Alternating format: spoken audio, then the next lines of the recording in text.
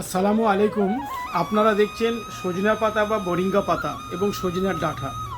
বিশেষ করে প্রকৃতির নিয়মে অর্গানিক খাবারের মধ্যে অন্যতম খাবার, যা দুধের থেকে 16 গুণ বেশি প্রোটিন এবং দুধের থেকে 16 গুণ বেশি কার্যকারী এই সজনে পাতা।